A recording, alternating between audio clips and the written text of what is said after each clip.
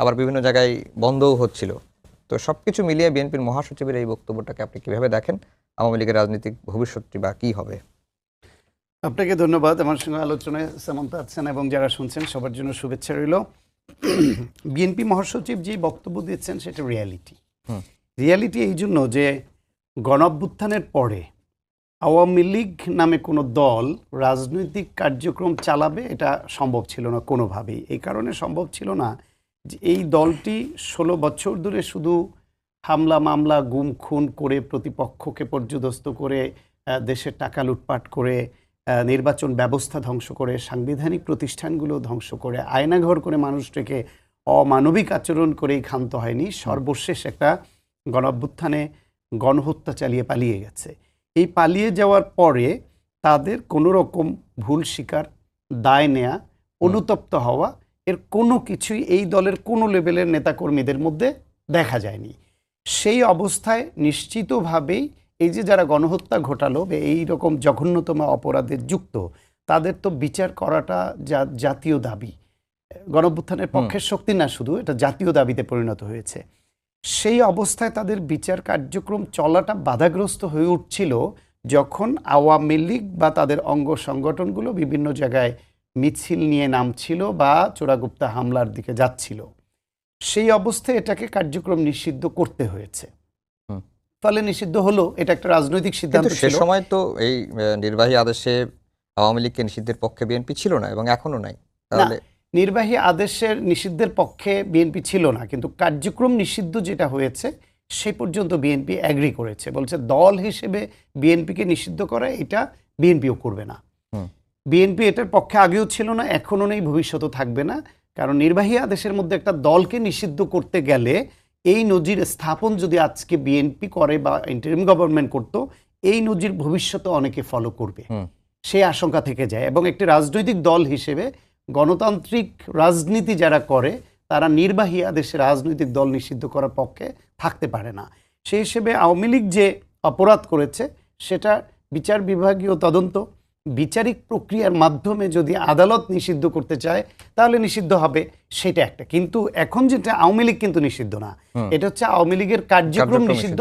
কারণ হচ্ছে তাদের কার্যক্রম ওপেন রাখলে তারা এই যে বিচার ব্যবস্থা, আওয়ামী লীগের যে অপরাধী নেতাদের কর্মীদের যাদের বিচার করতে হবে, যেটা জাতীয় দাবি যেটা বললাম, সেই বিচার ব্যবস্থাটাকে তারা বাধাগ্রস্ত করতে পারে। এমনকি তাদের কার্যক্রম যদি নিষিদ্ধ না থাকতো তাহলে নিবন্ধন থাকতো, নিবন্ধন যদি থাকে তাহলে তারা কোনো না কোনো ফর্মে নির্বাচনে অংশগ্রহণ করত। নির্বাচনে অংশগ্রহণ করলে তারা কেউ কেউ অপরাধীরাও তাদের বলয় আছে যেসব এলাকায়, সেখানে হয়তো কেউ কেউ এমপি হয়ে আসতো। এমপি হয়ে আসলে একজন খুনি গণহত্যাকারী সে এমপি হয়ে আসছে, তখন তাদের পক্ষে জনমতটাও তারা তৈরি করার ক্ষেত্রটা তৈরি করবে। ফলে এই বিচার আদৌ করা সম্ভব হতো কিনা সেটা নিয়ে অনেকের সংশয় ছিল। ফলে কার্যক্রম নিষিদ্ধ এটা ঠিক আছে, সেটা মানছে। দল হিসেবে আওয়ামী লীগকে নিষিদ্ধ করা সেটা নির্বাহী আদেশে বিএনপি করবে না। কিন্তু এখন এটার এই কার্যক্রমটাকেও ওপেন করতে হলে আওয়ামী লীগকেও অনুতপ্ত এবং ভুল স্বীকার করে রিকনসিলিয়েশনের মধ্যে আসতে হবে কাউকে কাউকে, অথবা এই গণঅভ্যুত্থানের পক্ষের যে রাজনৈতিক শক্তি এদের একটা সমঝোতা লাগবে, রাজনৈতিক সিদ্ধান্ত লাগবে। সুতরাং বিএনপি এককভাবে এটা ওপেন করে দেওয়ার আমার ধারণা সে অধিকারও রাখে না। আলোচনা আছে, এটা তো শুধু আমি নতুন না। তো আমি কোন জায়গাটা বলছি যে একটা জোট হয়েছে, নির্বাচনী জোট, এবং এটাকে বলা হয়েছে এটা নির্বাচনী জোটও না। আপনি যদি প্রিভিয়াস সমঝোতা, এটা একটা নগণ্য আসন সমঝোতা মাত্র। অ্যাজ ইফ মনে হয়েছে যে নির্বাচনটা শেষ হওয়া মাত্রই এটা ক্লোজ হয়ে যাবে মনে হয়েছে আমার কাছে তখনকার যত প্রেস কনফারেন্স। আমি কেন কথাটা বলেছি দেখেন, যে জামাত আসলে কখনোই মানে বাংলাদেশের ইতিহাসে এত ভোট পায় নাই, এত আসন পায় নাই। সবসময় এটা একটা মানে এই জামাত দল হিসেবে এক ধরনের, আমি এটা যদি অতি কথন না বলি, এটা অন্যের উপরে ভর করে চলা একটা দল।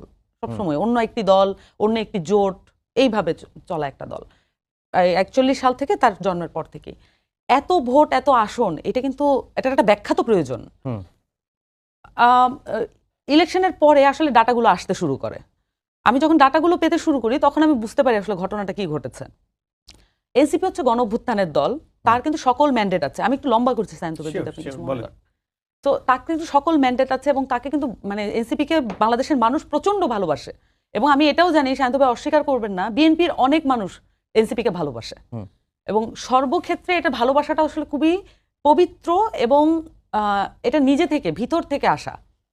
এখন যখন এনসিপি জামাতের সাথে জোট করে, এই যে ইনোসেন্সি এবং এই যে একটা পার্টির যে ইনিশিয়াল তাকে যে বেনিফিট অফ দ্য ডাউট, যে বেনিফিটটা আসলে এনসিপি পায়, সেই বেনিফিটটা জামাতের কাছেও যায়। ফলত যেটা হয়, আপনি দেখবেন যে এখানে দাবি করা হয়েছে যে এনসিপি একটা সিটও পেত না। প্রসঙ্গটা পুরোই উল্টা। আপনার সেদিনের যে দুজন গেস্ট ছিলেন, দুজনেই এই প্রসঙ্গে কথা বলেছেন। আপনি দেখবেন যে এইভাবে কিন্তু আসলে প্রোপাগান্ডা এবং ন্যারেটিভ মেক হয়। আসলে ঘটনাটা কি ঘটেছে, আমি কিন্তু একবারও বলিনি এনসিপি কয়টা সিট পেত। আমার কথাটা হচ্ছে জামাত কয়টা সিট পেত। এনসিপি সিট নাই পেতে পারতো, এটা নিয়ে আমার আর্গুমেন্ট না। আর্গুমেন্ট হচ্ছে এই যে জামাত যেই যেই জায়গায়, আপনি দেখবেন যে যেই ম্যাপগুলো এসেছে, নেত্র নিউজ একটা রিপোর্ট করেছে, সেইখানে যে মার্জিনের যে জায়গাটা আপনি যদি দেখেন, বিএনপি হিউজ মার্জিনে জয়লাভ করেছে যেসব জায়গায়, অত্যন্ত ওখানে কালার দিয়ে কালার কোটেন্ট করা, এবং জামাত যেসব জায়গায় আসনে জিতেছে সেখানে বেয়ারলি তারা ফাংশন, মানে বেয়ারলি জিতছে। এখন ওই যে যেখানে তারা স্লো মার্জিনে জিতছে, কম মার্জিনে জিতছে, সেই মার্জিনগুলো কত আসলে? 5,000 ভোটের ব্যবধানে জয় পরাজয় নির্ধারিত হয়েছে 22টি আসনে, তার মধ্যে 11টি আসন জামাত পেয়েছে। এটা হচ্ছে ডিসমিস ল্যাবের একটা ডিবাঙ্কিং রিপোর্ট।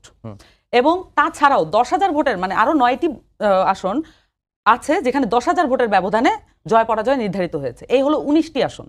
এখন আসেন যে এনসিপির আসলে ভোট ব্যাংক কত, এটা তো একটা জনমনে প্রশ্ন আছে। আমাদের এই ইলেকশনের আগে যতগুলো পোল হয়েছে, সবগুলো পোলে আমি যদি অ্যাভারেজ বলি 4 থেকে 17% পর্যন্ত, আমি সর্বোচ্চ দেখেছি 17% এনসিপির ভোট এবং এনসিপিকে ভোট দিবে। আমি এই পোলগুলোতে খুব বেশি বিশ্বাসী না, আমি ব্যক্তিগতভাবে খুব বেশি বিশ্বাসী না। এটা কোনো না কোনো প্রেক্ষাপট বা এজেন্সি দিয়েই হয় এবং সেগুলো রাজনৈতিক ব্যাখ্যাপি থাকে। কিন্তু এটা খুব অদ্ভুত যে মিনিমাম 5%-এর নিচে কোনো পোল আসলে নাই।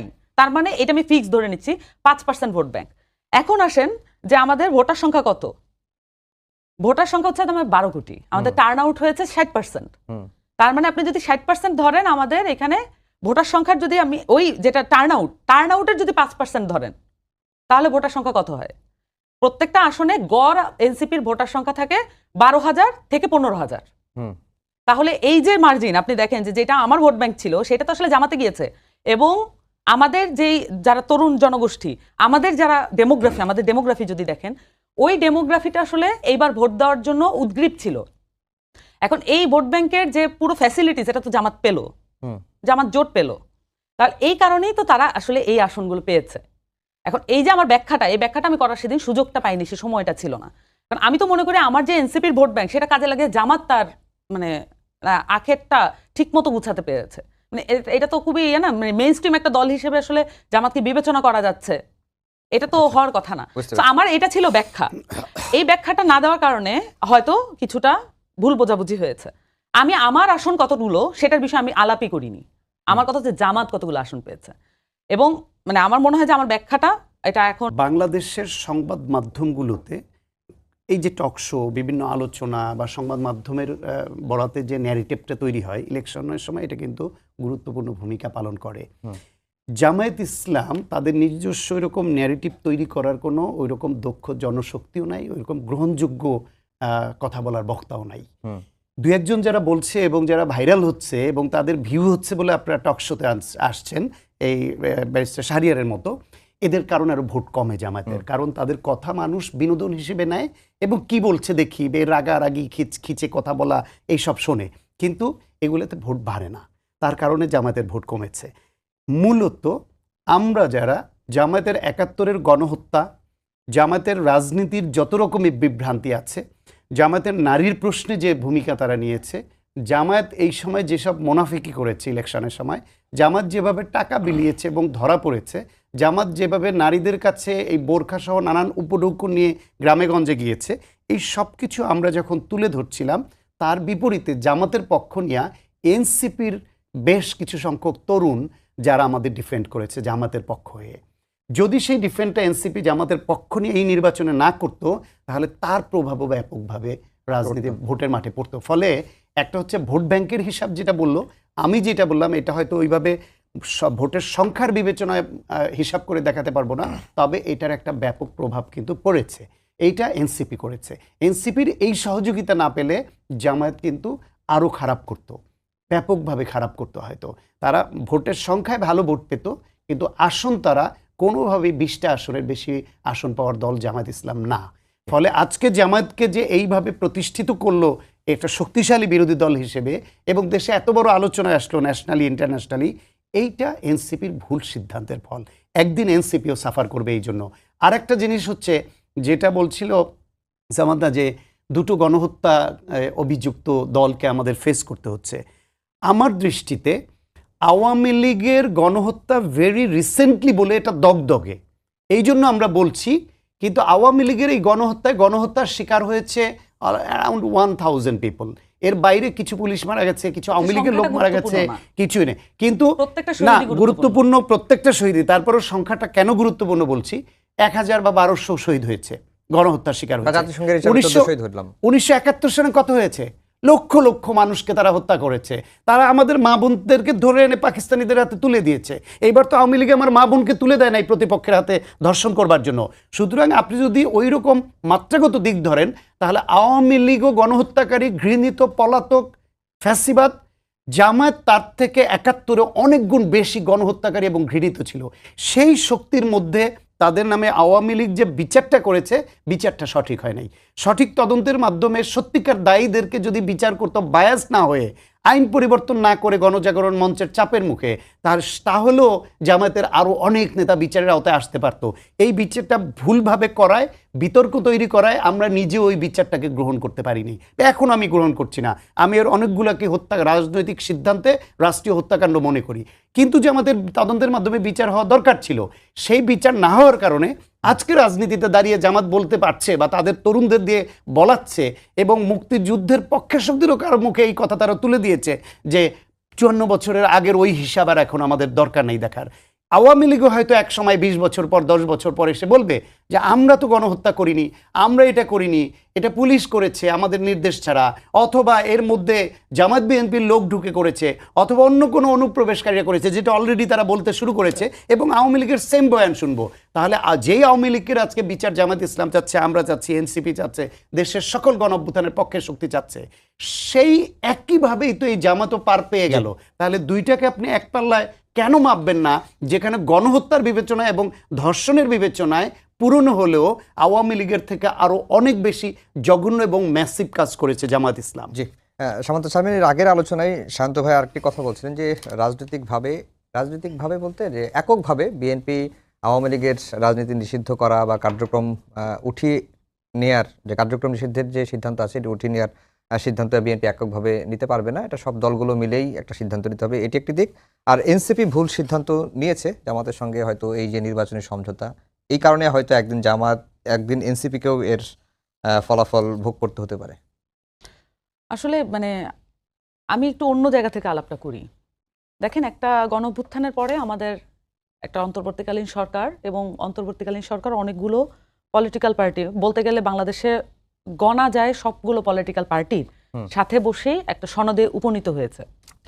এবং এই সনদের যে আদেশ, সেই বিষয়ক বিএনপির এখন যারা সরকারি দল, তাদের সন্দেহ এবং তাদের যে আশঙ্কা, এবং এটা আমি কি বলবো, এক ধরনের উদ্ভ্রান্ত আচরণ আমার কাছে মনে হচ্ছে, ছেলে মানুষীয় বটে। এবং তারা এটার মধ্য দিয়ে আওয়ামী লীগের যে রাস্তা, সেটাকে কি উন্মুক্ত হয় না? তাই না? আমি অনেকগুলো রেটরিক বলতে পারি আপনাকে, আমি অনেকগুলো জার্গন বলতে পারি, পলিটিশিয়ানরা মানে ইউজুয়ালি যেটা করে, বাট আমার কাছে তো মনে হয় এর থেকে বেশি গুরুত্বপূর্ণ যেটা সনদের যে মৌলিক ভিত্তি, যেটা প্রত্যেকটা রাজনৈতিক দলকে শক্তিশালী করতে পারত, সেই ভিত্তিটাকে এড়িয়ে গিয়ে আমরা একটা সাংবিধানিক সংকটের মধ্যে দেশকে ফেলতে যাচ্ছি। এই যে আমি কথাটা বললাম, I am dreading to this day, যে আমি এই কথাটা আমাকে কোনোদিন বলতে হবে, কারণ এই সাংবিধানিক সংকট তো আজকের না। এই সাংবিধানিক সংকট বাংলাদেশের জন্মের লগ্ন থেকেই আসলে এটা চলছে। তাহলে আমাদের যে সরকারি দল, তাদের তো আসলে কোনো না কোনো পর্যায়ে এসে অনেকগুলো কাজ নিজে স্বপ্রণোদিতভাবে করতে হবে। এর মধ্যে একটা হচ্ছে সনদ। এইটা করার জন্য তাদের যেটা প্রয়োজন, সেটা হচ্ছে জুলাই গণঅভ্যুত্থানকে নিজের করে ওন করা।